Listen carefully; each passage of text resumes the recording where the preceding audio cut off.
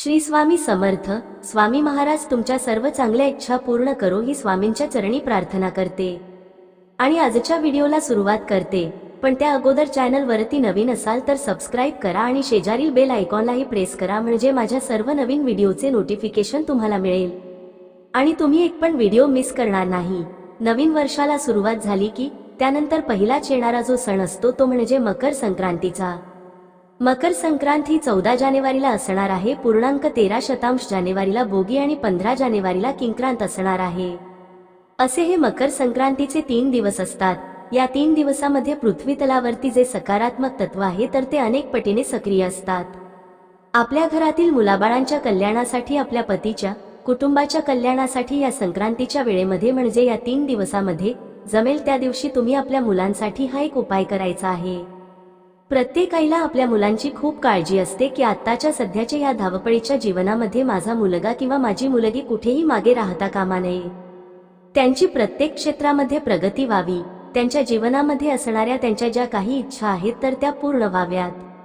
यासाठी तुम्हाला तुमच्या मुलांवरून ही एक वस्तू उतरवून फेकून द्यायची आहे, जेणेकरून त्यांच्या जीवनातील सर्व दोष, विघ्न, अडचणी, संकटे संपेल आणि त्याचबरोबर त्यांची अभ्यासात प्रगती होईल, नोकरीत भरघोस यश मिळेल आणि मनातील सर्व इच्छा पूर्ण होतील. आता हा उपाय कशा पद्धतीने करायचा आहे याबद्दलची संपूर्ण माहिती या आजच्या व्हिडिओमध्ये आपण घेणार आहोत. त्यामुळे जर तुम्हाला हा व्हिडिओ आवडला तर चॅनलला सबस्क्राइब करा. व्हिडिओ स्किप न करता शेवटपर्यंत नक्की बघत राहा, जेणेकरून संपूर्ण माहिती अगदी व्यवस्थितपणे तुम्हाला मिळेल. त्याचबरोबर कमेंटमध्ये श्री स्वामी समर्थ लिहायला अजिबात विसरू नका. सर्वात प्रथम तुम्ही हा उपाय कधी करायचा आहे? भोगी असेल, मकर संक्रांत असेल किंवा 13, 14 आणि 15 या 3 दिवसामध्ये तुम्ही हा उपाय कधीही करू शकता. तुम्हाला वाटलं की आपण 3 दिवस सलग हा उपाय करायचा आहे तर तुम्ही 3 दिवस सलग हा उपाय करू शकता किंवा या 3 दिवसांपैकी कोणत्याही एका दिवशी तुम्ही करू शकता. काहीच अडचण नाहीये. आता हा उपाय आपल्याला कधी करायचा आहे तर आता हा उपाय या 3 दिवसामध्ये तुम्हाला संध्याकाळच्या वेळेमध्ये म्हणजे संध्याकाळी 5 ते 7 ची जी वेळ असते, माता लक्ष्मी आपल्या घरामध्ये येत असते. जो आपल्या घरामध्ये सकारात्मक ऊर्जा आहे त्यावेळेस खूप मोठ्या प्रमाणामध्ये ऍक्टिव्ह असतात. त्या वेळेमध्ये आपल्याला हा उपाय करायचा आहे, जेणेकरून आपल्याला तो उपाय करत असताना माता लक्ष्मीचा आशीर्वाद देखील मिळेल आणि मुलांची प्रगती देखील होईल. सर्वात प्रथम बघा आपण हा उपाय कशासाठी करत आहोत. प्रत्येक आईला वाटतं की माझा मुलगा असेल किंवा माझी मुलगी असेल ना तर कुठेही मागे राहता कामा नये. आता काय होतं, मुलं बाहेर जातात, मग मुलांना नजर दोषीचा सामना करावा लागतो किंवा घरातल्यांची सुद्धा नजर लागते, आई वडिलांची देखील लागू शकते. आता नजरदोष ज्या वेळेस होतात त्यावेळेस मुलींचा स्वभाव हा हट्टी होतो, चिडचिडा होतो, तापट होतो, मोठ्यांचा ऐकत नाही, आई वडिलांचा ऐकत नाही किंवा मग बघा सतत आजारपण असतं. लहान मुलं असेल ना तर कंटिन्यू मुलं आजारीच असतात, सारखा दवाखाना आपला हा चालूच असतो. त्याचबरोबर जर मुलींनी खूप उच्च प्रतीचं शिक्षण घेतात, बाहेर शिक्षणासाठी जातात, पण तरीही त्यांना पाहिजे तशी त्यांच्या मनाजोगती नोकरी जी आहे तर ती मिळत नाही. नोकरीमध्ये सतत अपयश येत असतं. अभ्यास खूप करतात पण परीक्षेसाठी गेले तर जे काही अभ्यास केलेला आहे तर ते संपूर्ण ते विसरून जात असतात. या ज्या काही सर्व समस्या असतात या सर्व समस्यांमुळे आपण खूप कंटाळतो. प्रत्येक आईला वाटतं की माझ्या मुलाने भरघोस यश मिळवावं, त्याची प्रत्येक ठिकाणी प्रगती व्हावी. त्यासाठीच्या ज्या काही खूप महत्त्वाच्या तिथी असतात या तिथींना ज्या सकारात्मक लहरी आहे पृथ्वी तलावरती 1000 पटीने सक्रिय असतात आणि त्यावेळेस जर आपण काही उपाय, काही सेवा करतो त्याचं अगणित पुण्य, अगणित फळ हे आपल्याला मिळत असतं आणि नक्कीच आपल्याला त्याचा फायदा होत असतो. आता हा उपाय कशा पद्धतीने करायचा आहे ते आपण बघणार आहोत. त्यामुळे जर व्हिडिओ आवडला तर चॅनलला सबस्क्राइब करून कमेंटमध्ये जय माता लक्ष्मी लिहायला अजिबात विसरू नका. हा उपाय तुम्ही तुमच्या मुलांसाठी, मुलींसाठी करू शकता. आता सपोज तुमच्या घरामध्ये पती पत्नी असेल, त्यांच्यामध्ये जर भांडण कटकट होत असेल तर त्यांच्यासाठी देखील तुम्ही हा उपाय करू शकता. काहीच अडचण नाहीये. घरामध्ये वयोवृद्ध असेल, इतर कोणती व्यक्ती असेल तर त्यांच्यासाठी सुद्धा तुम्ही हा उपाय करू शकतात. ही गोष्ट लक्षात ठेवा. आता उपाय कशा पद्धतीने करायचा आहे. उपाय ज्या वेळेस तुम्ही घरामध्ये या 3 दिवसामध्ये करणार आहात तर त्या वेळेमध्ये घरामध्ये चुकूनही सूतक, पिरियड्स नसावं याची काळजी घ्या.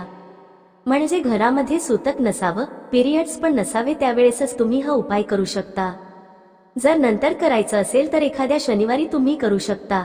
मुलांचे लग्न जमत नाहीये, लग्न जमण्यामध्ये अडचणी येत आहेत कारण ग्रहदोष असू शकतात, कुंडलीमध्ये वास्तुदोष असू शकतात, पितृदोष असू शकतात. हे जे काही सर्व दोष आहेत तर ते दूर करणं प्रथम खूप महत्त्वाचं आहे. तर त्यासाठी तुम्ही ज्या दिवशी हा उपाय करणार आहात त्या दिवशी उपाय करत असताना त्यावरती चुकूनही किंतु परंतु मनामध्ये येता कामा नये. किंवा बाहेरचे जे व्यक्ती असतात तर त्यांना चुकूनही आपल्याला सांगायचं नसतं. तुम्ही जो काही उपाय करणार आहात त्यामुळे लोकांच्या मनामध्ये आपल्याबद्दल काय भावना आहे किंवा आपल्या मुलांच्या बद्दल काय भावना आहे आपल्याला माहीत नसतं. त्यामुळे त्याचा जो काही दुष्परिणाम आहे तर तो आपल्या उपायाने होतो आणि त्यामुळे आपल्याला त्याचे लाभ मिळत नाही. त्यामुळे इतरांना न सांगता एखादा उपाय करता, एखादी सेवा करताय तर ती गुप्त ठेवा. गुप्त ठेवल्यामुळे त्याचे चांगले फायदे आपल्याला होत असतात. आता तुम्ही ज्या दिवशी हा उपाय करणार आहात त्या दिवशी संध्याकाळी तुम्हाला स्वच्छ हातपाय धुवून घ्यायचे आहे. आई, मावशी, वडील कोणीही हा उपाय करू शकता, काहीच अडचण नाहीये. मुलगा असेल, मुलगी असेल त्यांच्यासाठी करू शकता.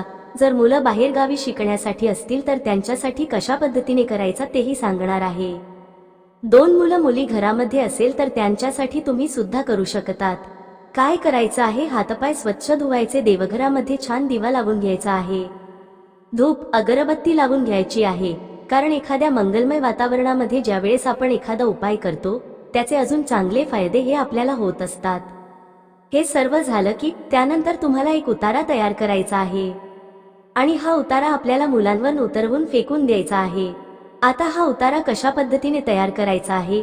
उतारा तयार करण्यासाठी आपल्याला फक्त 2 ते 3 वस्तू घ्यायच्या आहेत. तर कोणकोणत्या वस्तू घ्यायच्या आहेत त्यासाठी तुम्हाला सर्वात प्रथम जे घ्यायचं आहे ते म्हणजे सुकलेल्या ज्या लाल मिरच्या असतात बघा, तर त्या घ्यायच्या आहेत.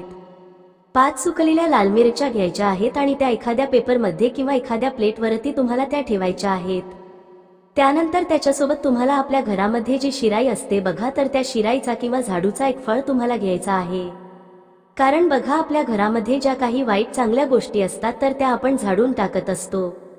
त्यामुळे झाडूचा एक फळ आपल्याला घ्यायचा आहे जेणेकरून आपल्या मुलांना जी काही नजर लागलेली आहे तर ती झाडून जाईल. तर अशा पद्धतीने शिराईचा एक फळ घ्यायचा आहे किंवा झाडूचा. त्यानंतर लिंबाचं झाड सर्वांना माहीत आहे, जे कडुलिंबाचं झाड असतं बघा, तर त्या कडुलिंबाच्या झाडाची थोडीशी पानं तुम्हाला घ्यायची आहे.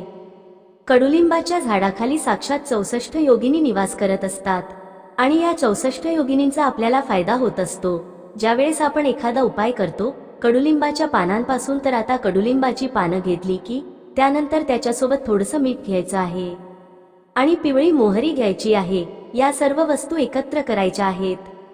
एकत्र करून नंतर तुम्हाला त्या मुलांच्या डोक्याकडून पायाकडे 7 वेळेस उतरवायचे आहेत. उतरवत असताना माझ्या मुलांना जी कोणाची नजर लागलेली आहे, आल्याची, गेल्याची, घरातल्यांची, बाहेरच्यांची, सगळ्यांची नजर निघून जाऊ दे, त्यांच्यावरती असणारे सर्व दोष दूर होऊ दे, अशी आपल्याला प्रार्थना करायची आहे. आणि त्यानंतर या सर्व वस्तू तुम्हाला जाळून टाकायच्या आहे. आता जर शहरामध्ये राहत असताल ना तर काय करायचं, एखाद्या प्लेटमध्ये कापूर घ्या, थोडासा जास्त घ्यायचा आणि त्यामध्ये थोडेसे कागद तुम्ही टाकू शकता आणि त्यामध्ये हे संपूर्ण वस्तू तुम्ही जाळून टाकू शकता. आता गावाकडे राहत असाल तर चुलीमध्ये तुम्ही जाळू शकता आणि उरलेलं जे साहित्य आहे ते निर्मल्यात टाका. निर्माल्यात टाकायला जागा नसेल तर कचऱ्याच्या डब्यामध्ये जरी टाकलं तरीही चालेल किंवा एखाद्या झाडाखाली टाकून द्या. जर मुलं बाहेरगावी शिकण्यासाठी असतील तर मुलांच्या फोटोवरून तुम्ही हा जो उपाय आहे तर तो करू शकता. अगदी अशाच पद्धतीने साध्या सोप्या पद्धतीत आपल्याला हा उपाय करायचा आहे. तुम्ही करून बघा, नक्कीच तुम्हाला त्याचा फायदा होईल. जे काही उपाय आपण करतो त्यावरती आपला विश्वास असणं तितकंच महत्त्वाचं आहे, त्यामुळे विश्वास ठेवून करा. झालेली सेवा ही महाराजांच्या चरणी रुजू करते. श्री स्वामी समर्थ.